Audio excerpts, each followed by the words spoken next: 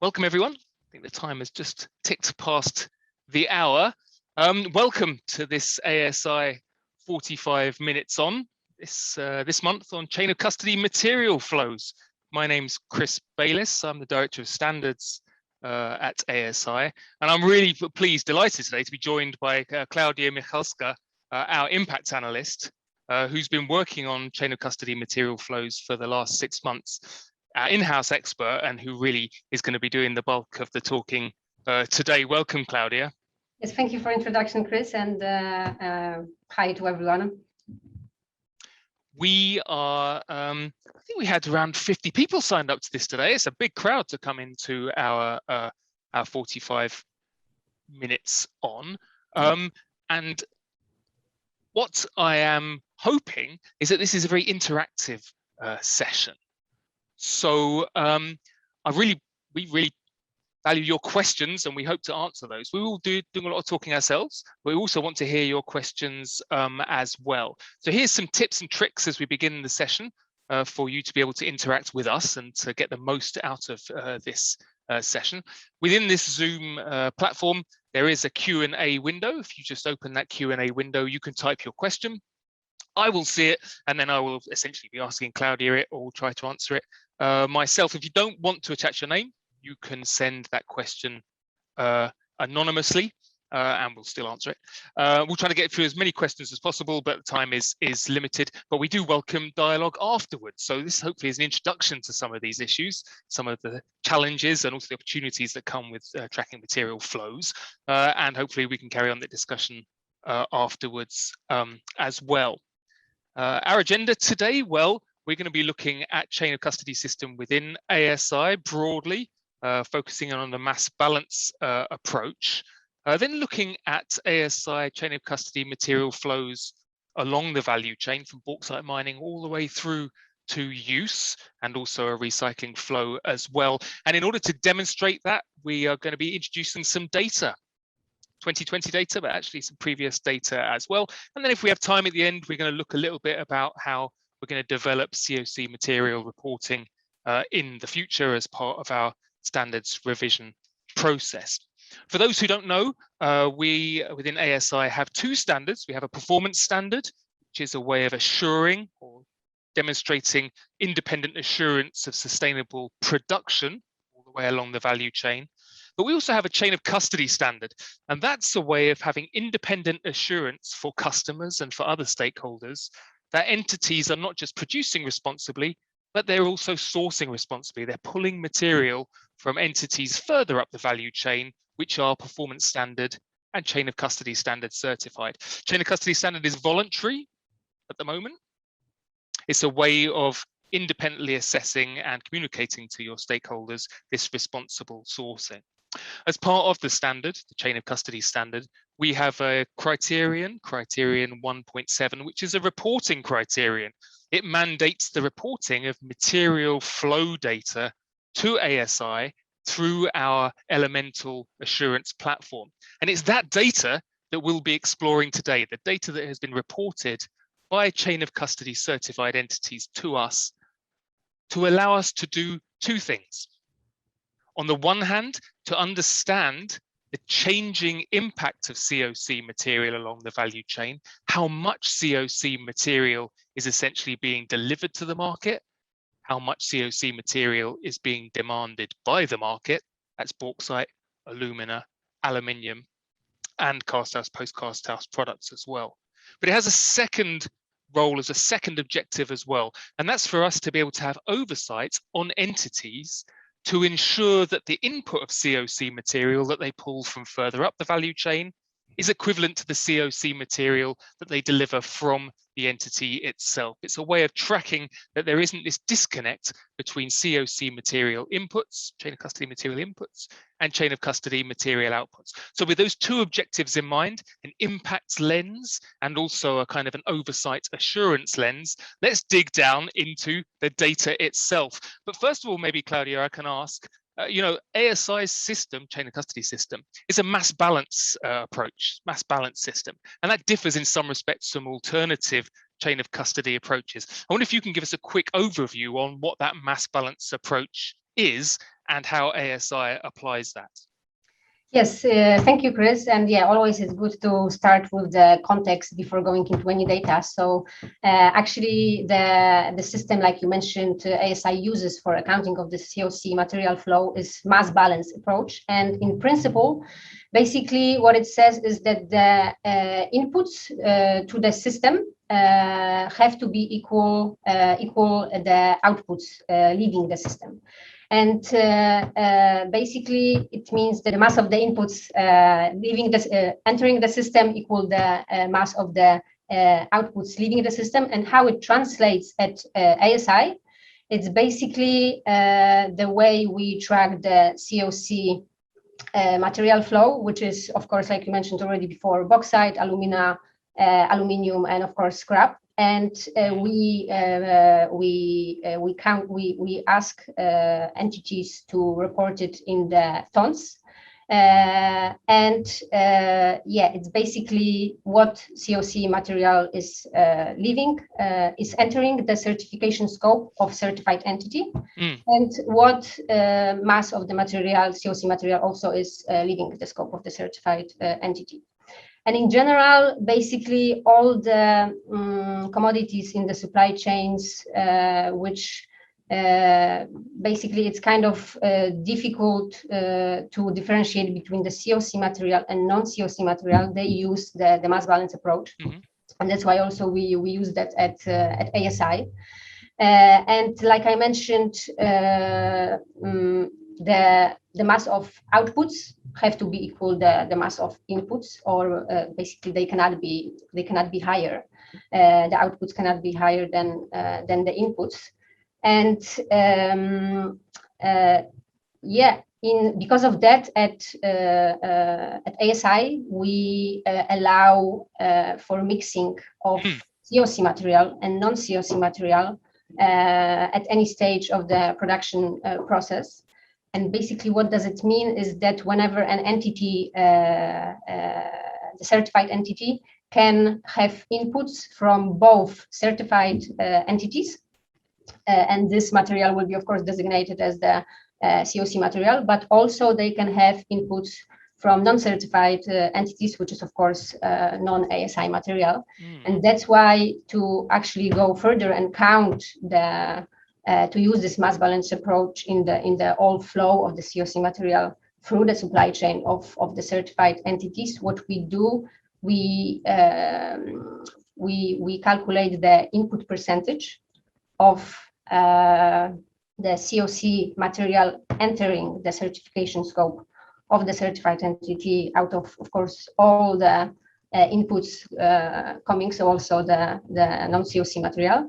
And once we have that percentage, then we can quantify the mass of the outputs leaving the certification scope.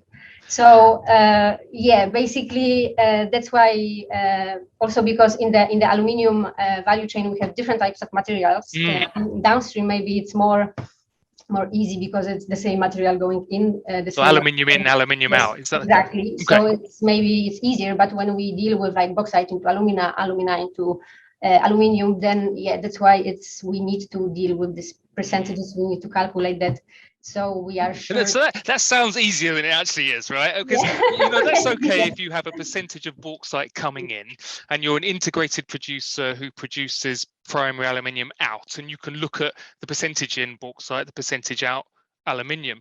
But it's certainly true that many integrated producers are also, let's say, long in alumina and they have output of alumina before it gets to the smelter. So how do you cope with those differences? You have a percentage input on one side, people are looking for a percentage output on the other. Can you do it with percentages alone, or do you need something else, to allow us to get to those numbers? I mean, because the thing that we ask, of course, entities to report is their input, the mass of the input coming into the system. And I don't know, like because currently we ask just the input of the material. But what we do when we calculate whether the outputs are not higher than the inputs, we yeah, what we do, we calculate what is the total based on these percentages that the entities they report currently to us, because what they need to report is the input percentage and the input itself. It's not that we currently calculate the input percentage by ourselves. Right. We want to do that in the future, which maybe a little bit later we will touch on when we will be discussing the revision of the standards and what we plan, how the CoC reporting would look like in the future. But currently we ask for both of those values, and based on that we can calculate what is the total input of the material into the certification scope, whether it's a non-CoC or CoC, and based on that we can calculate the CoC outputs. Okay, and that's for eligible scrap as well, right? Yes. I heard you mention scrap in there. Is that so eligible scrap forms part of that input as well? It's not kind of treated separately almost. Yes, but for the eligible scrap, we don't really count the inflows like within the flows within the certification scope. What we just take into consideration is the scrap coming from outside of the certification scope. So the flows that are like the intra-entity flows, for example, coming from the certified from the cast house certified within the entity, comes back to, for example, remelter, refiner. Yeah, the reporters, they don't really need to count for that. Yeah, kind of nets out, I guess. It's kind of net zero. Exactly. Yeah. Okay. Yeah, so maybe now actually once we went through through the background, maybe we could go already to the data. Sure thing.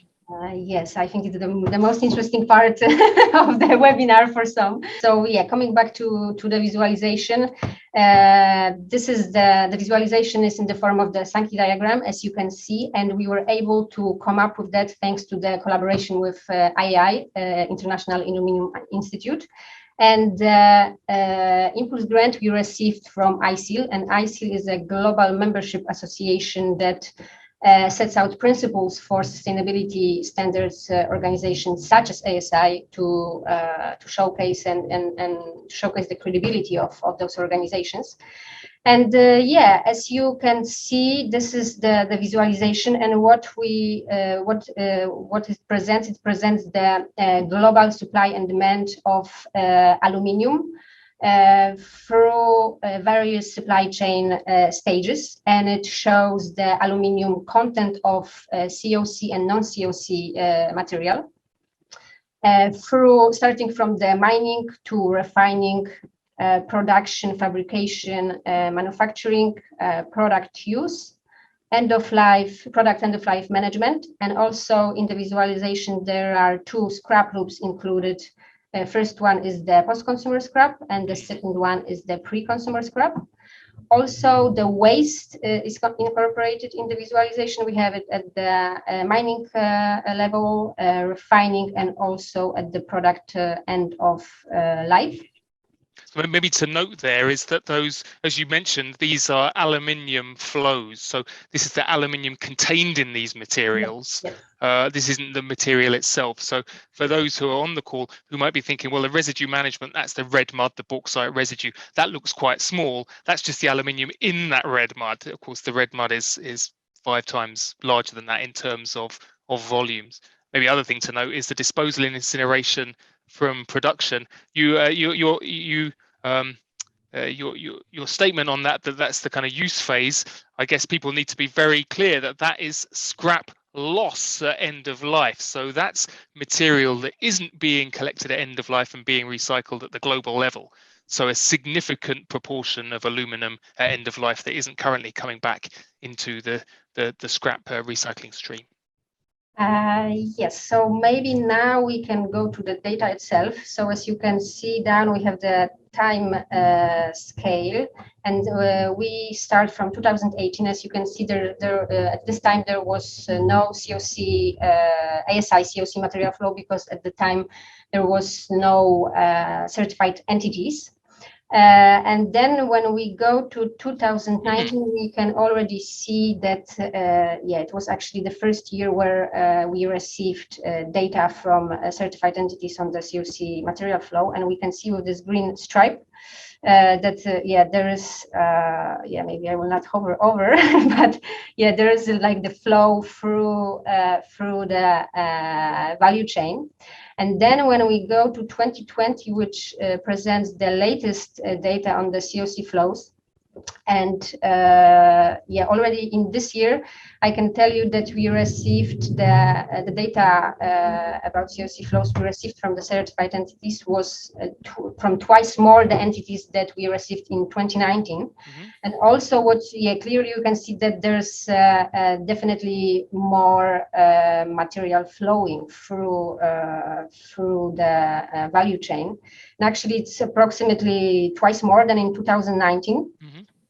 But it's very important to mention that even though the yeah, we might like wrongly assume that the mass of the material, twice the increase of the material flow between 2020 and 2019 might be associated with the increase of the certified entities, which is, yeah, it's not, it would be a wrong assumption. First of all, because in 2019, the data that we received from certified entities was not really representing the whole year. The entities were not certified from the beginning till because that was the first year of certifications. Exactly. So they could, okay. The first year. So the data that we have here on the diagram just presents a part of the year. And 2020 was basically the first year that yeah, some of the entities were certified for the whole year. That's why it's we have the increase in the volume. And also, what is important to mention, the increase in the certified entities is not.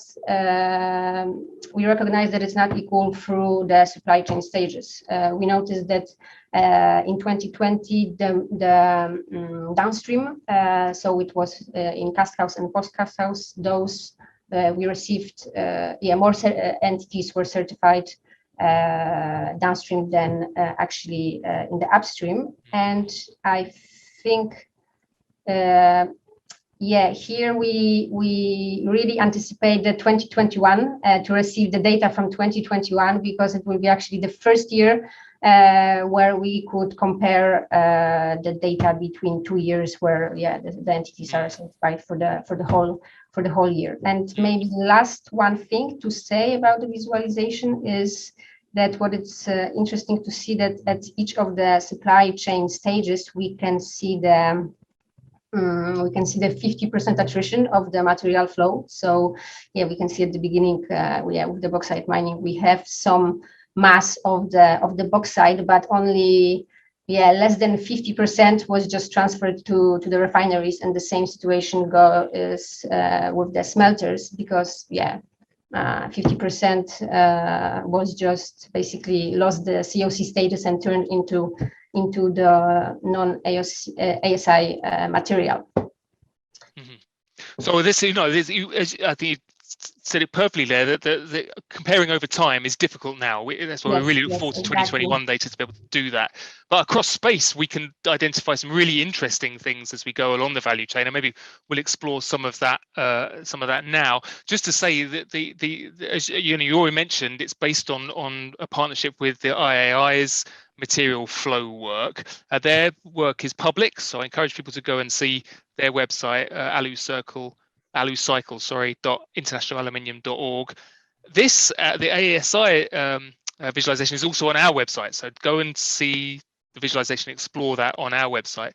To note that the grey background data is all from IAI, so we're taking that global data that's collected by IAI, and we're overlaying that with ASI data in green here, and that's great. It enables us to take that global full sector view and then apply our ASI specific numbers on that. That was a question that came from the audience, just to be kind of clear on that. One thing that's difficult, I guess, is the fact that people will note that the activity names here, the titles, differ from ASI kind of terminology. You know, these come from the IAI's material flow, and so we've had to work, or you've had to work hard to kind of get ASI data to fit within the IAI model, if you will. But one thing is to say that we are using these kind of global data sets and then overlaying ASI collected data on top of that. They are aluminium flows, though, as we mentioned earlier on. Questions come in, the carbon flows part of this, so coal tar pitch, etc. I can answer that now and say no, those materials, intermediate materials, are not CoC materials. They're not covered by the ASI CoC. So this chain of custody materials, bauxite, alumina, aluminium. For now. Post revision, of course, we have the revision to the standards next year. We're seeing increasing interest from those precursor material entities. So, for instance, third-party anode suppliers are interested in understanding how they could fit into a responsible sourcing scheme in general, and ASI in particular. So I'd say to that questioner, watch this space and get yourself involved in the discussions that we will be holding within ASI post standards revision. Klaudia, there is a question that's come in, is asking whether the chain of custody covers the concept of traceability. So your ability to, let's say, trace individual atoms, if you will, of bauxite all the way through to end of life. That's not really addressed here in this visualization. Can you talk a little bit about ASI's approach to that, or whether you can actually do that with the data?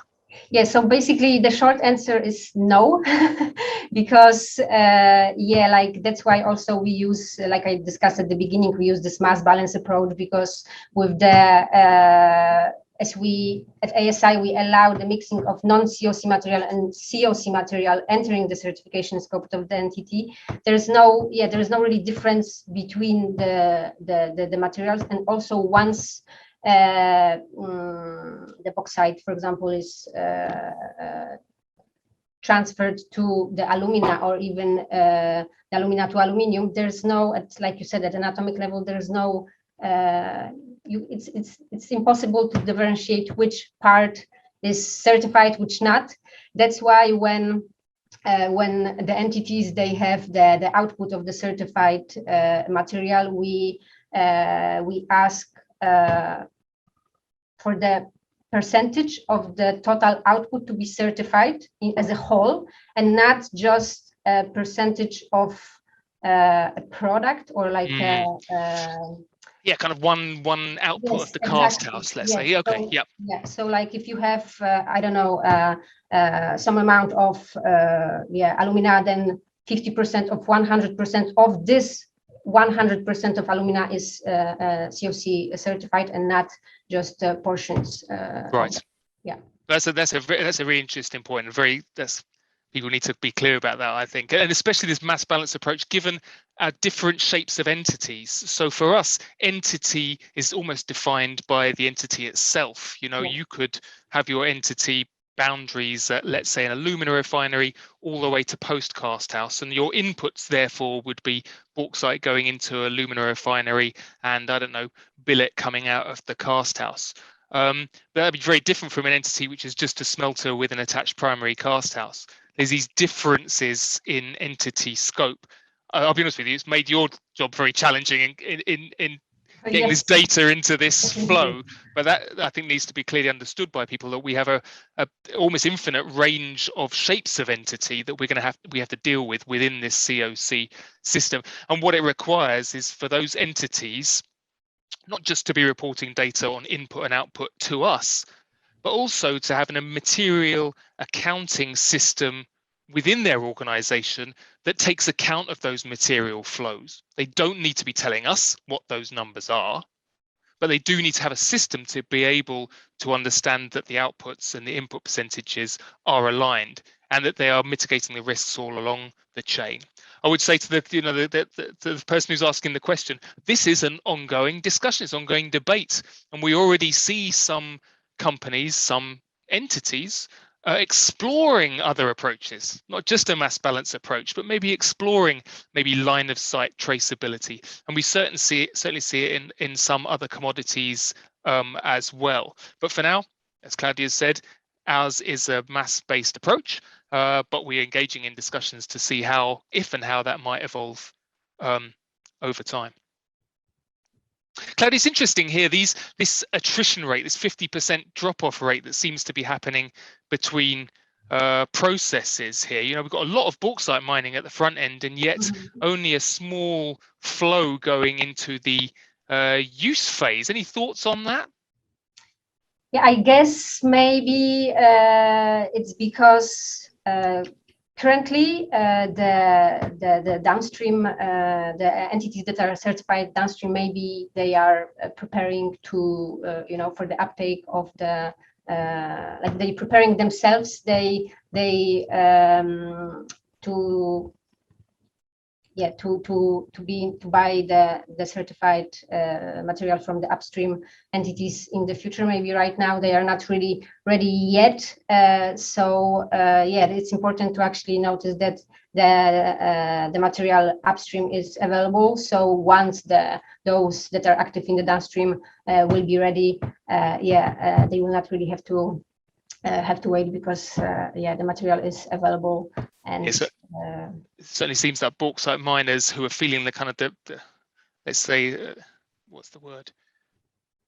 They feel the risk more, maybe, are getting prepared. They're, you know, they are preparing themselves by having CoC material available for access. Can you put up this? Sorry, I think that we stopped sharing the flows here. There's a whole load of stuff to kind of get through on this. So we've got some questions coming in. One is on assigning these different phases. So maybe I'll talk through that. I was involved with the II's design, and we can talk through how that fits with ASI. So mining, I think, is clear. That's bauxite mining. Refining, that's clear. That's alumina refining. Currently, this is metallurgical alumina, right? So this is metallurgical flow. Doesn't include the chemical grade. So that's for another 45-minute discussion. The production phase here is an integration of both the primary flow, you can see the lower of the two grey lines, and a recycled flow. So production here is the coming together of primary and recycled. So you might think of production here to some extent as a cast house. It's kind of broadly equivalent to cast house within ASI. The fabrication step is then a kind of a semi-fab step. So a semi-fabrication step. So it's things like the production of flat rolled products. Sorry, no. Yes, the flat rolled products. And then the manufacturing phase is when those flat rolled products are turned into fabricated products. So that is that's the aluminium that's in the automotive, or the aluminium that's in the beverage can. So you can see the pre-consumer loop here. Of course, there are pre-consumer loops all the way along the chain, but the III takes it to emerge from that fabrication step and going back. The use phase is material in use, and then post use is end of life is post-consumer scrap, as Klaudia was mentioning. One question that has come in is no post-consumer input into ASI production. Well, there's a couple of things here. We can identify post-consumer coming in, or if it's reported to us, we can, but it's very difficult to show it going out of end-of-life management. And actually here, it's so small an amount that you don't see it.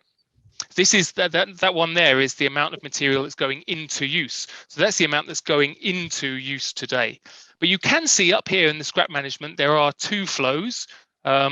So coming out on the scrap management side, we do have some scrap that is going into use. So yes, I think it's 391 on the output there. And if you go over to the input side, just at the top by scrap management, yeah, that's it.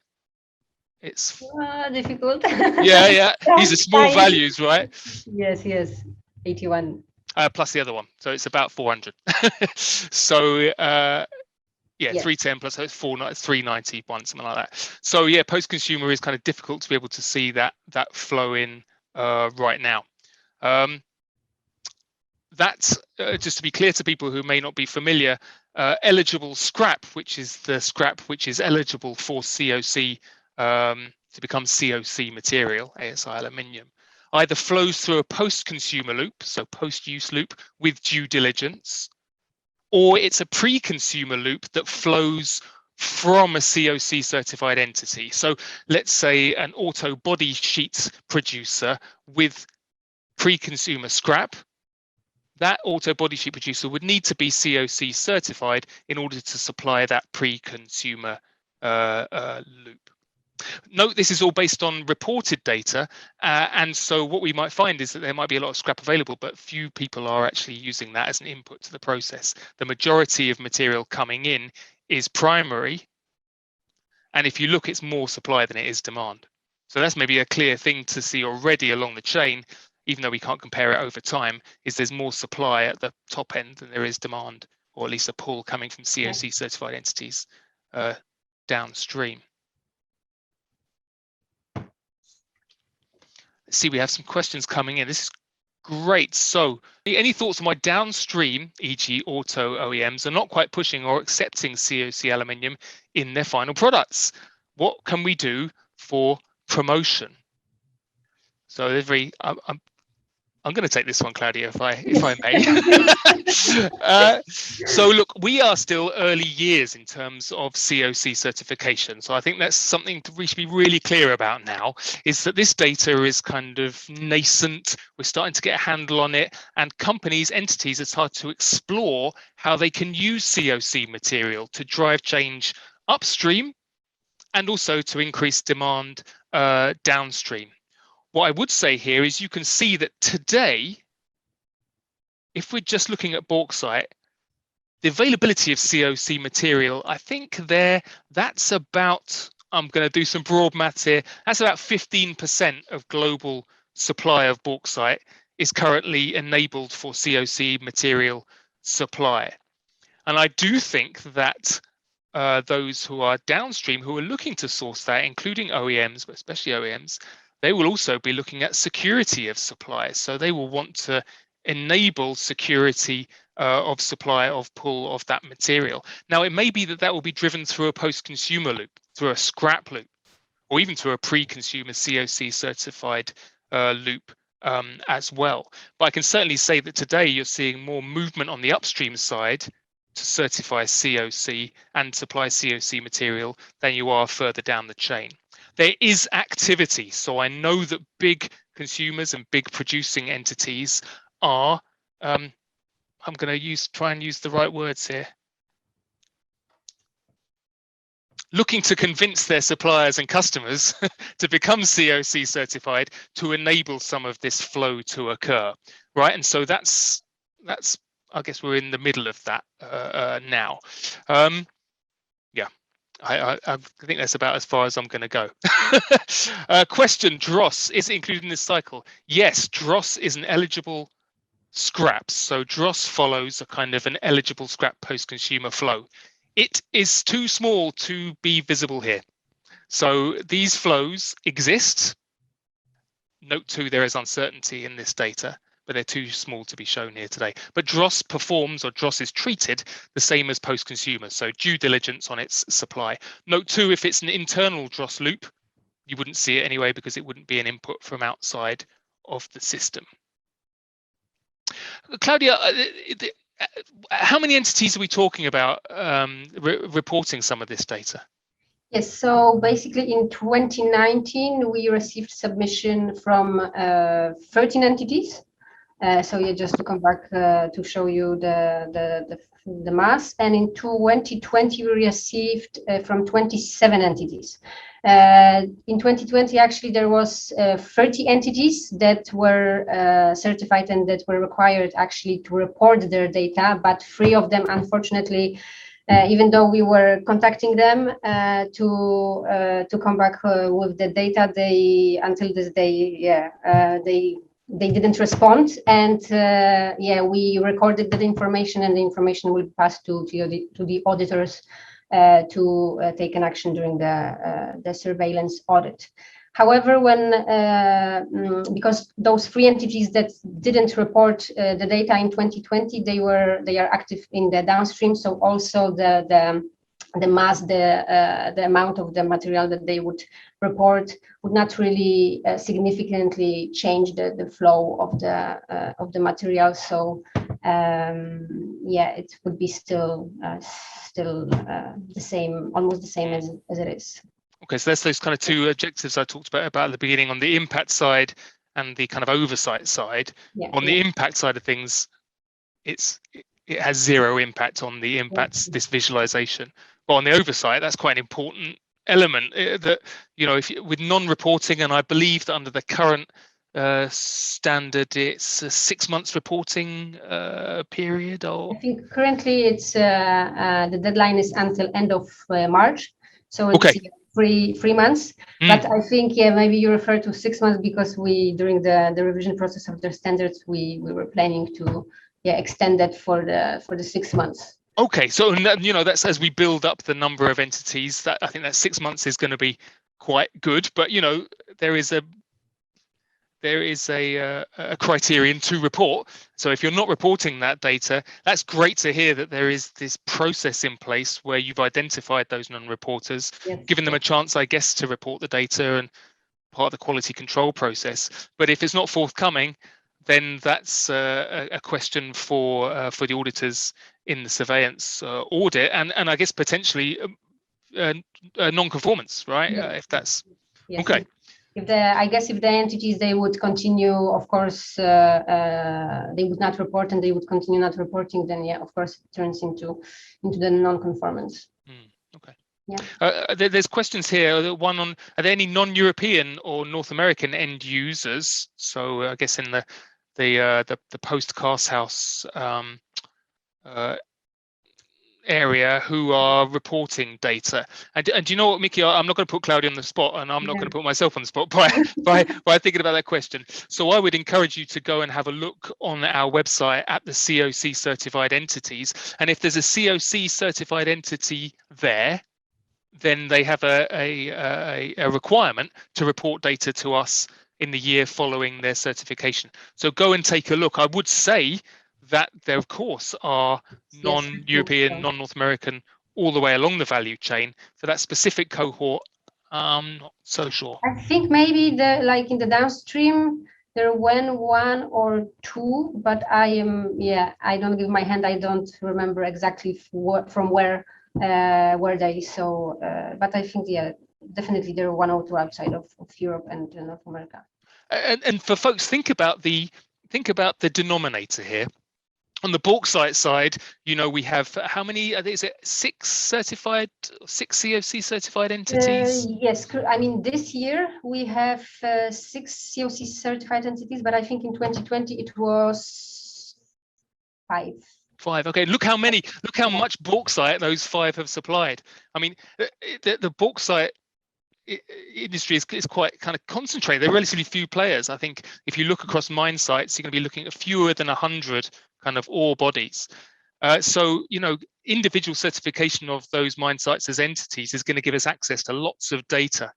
Post cast house, you're talking tens of thousands of entities, and so there is going to be a challenge there in terms of volume of material that you can capture by those different groups. It's going to be very interesting as the ASI evolves and as we capture those entities, about the materiality of a lot of small producing entities versus a few very large ones. That's not for this year, I guess. That's for the future. There is a question actually from Andy from Novellis asking how many entities are actively certified in 2021.